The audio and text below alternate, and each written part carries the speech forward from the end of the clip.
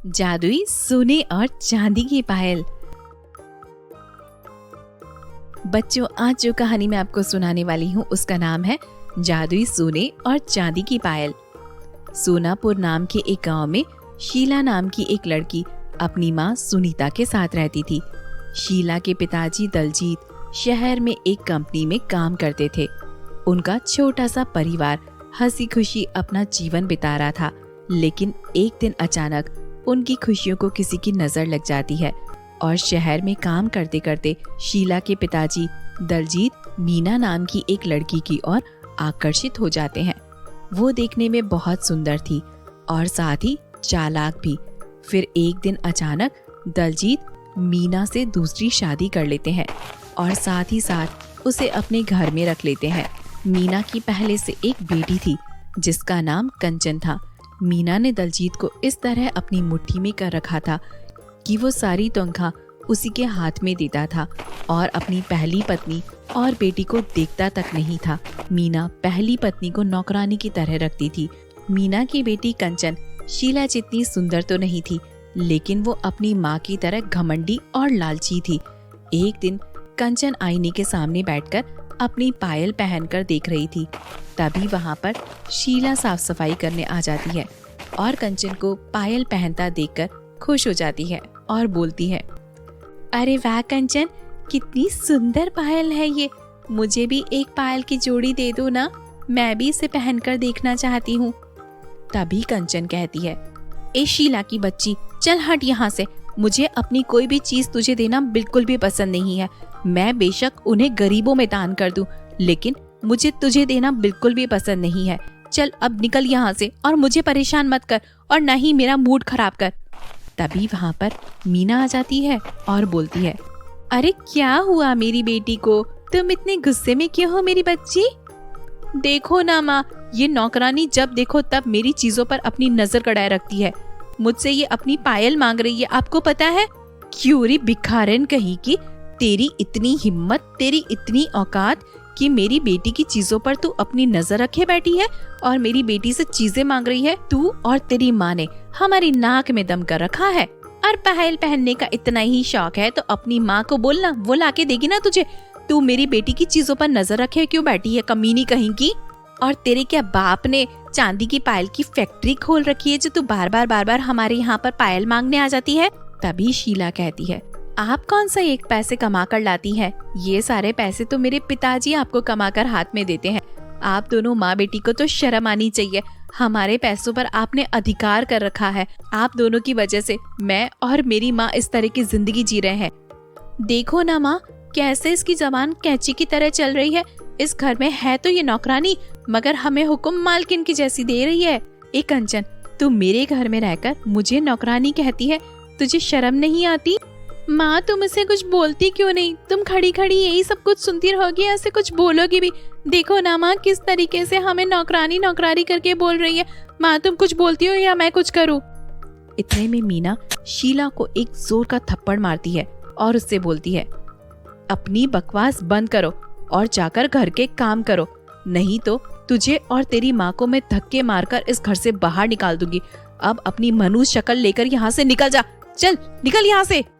तभी कंचन कहती है, समझ गई ना नौकरानी की बच्ची, हमें नौकरानी नौकरानी बोल रही थी।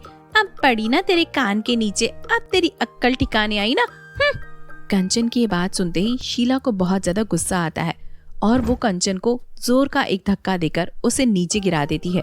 तभी मीना कहती है, तेरी इतनी हिम्मत कि तूने मेरी फूल सी बच्ची को धक्का दे दिया। अब देख मैं तेरे साथ क्या करती हूँ। आज तो तू मेरे हाथों से बचेगी ही नहीं। इतना कहकर मीना ने पास रखा डंडा हाथ में उठाया। ये देखकर मीना घर से भागने लगती है। अरे भागकर जाएगी कहाँ मुझसे बचकर? वापस तो इसी घर में आना है ना। देखो आज मैं मार मार कर तेरी हड्डी पसली एक ना कर दूं तो मेरा नाम भी मीना नहीं है, मीना। वहीं दूसरी तरफ शीला भागते भागते एक घने जंगल में पहुंच जाती है। ऐ ऊपर वाले, अब मैं कहाँ जाऊं? अगर मैं घर वापस गई तो मेरी सौतेली माँ मुझे पिटाई कर करके मार डालेगी, और अगर मैं घर नहीं गई तो सौतेली माँ मेरी माँ को बहुत ज्यादा परेशान करेगी, उन पर बहुत अत्याचार करेगी। हे ऊपर वाले, मेरी मदद कर। ये कहकर शीला रोने लगती है। तभी उसके रोने की आवाज जंगल में गूंजने वाली एक माया नाम की चुड़ैल सुन लेती है।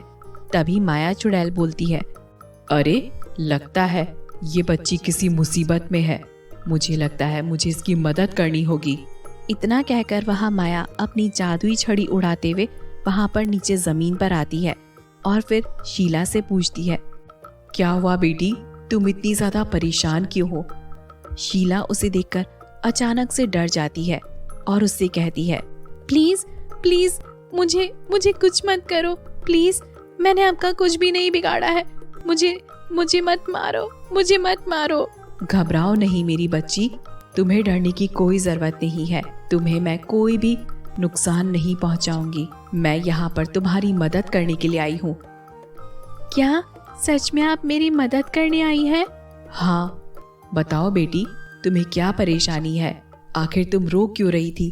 तुम कौन हो? क्या हुआ तुम्हें? तभी शीला ने माया चुड़ैल को अपनी सारी बातें बता दी।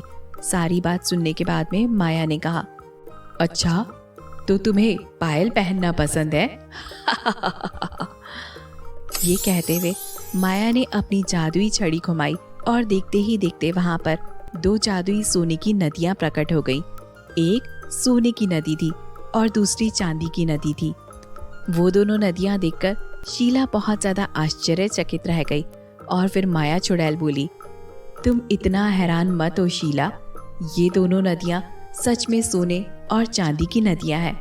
इतना बोलकर माया चुड़ैल उन दोनों नदियों से एक जोड़ी सोने की और एक जोड़ी चांदी की पायल निकालती है और फिर बोलती है, शीला, ये पायल तुम्हारी हर इच्छा पूरी करेगा, लेकिन एक बात याद रखना, इनका इस्तेमाल दिन में करना, क्योंकि अगर रात में तुमने इसका इस्तेमाल किया, जो भी तुमने मांगा है उसका उल्टा हो जाएगा। इतना कहकर माया चुड़ैल उस जंगल से गायब हो जाती है।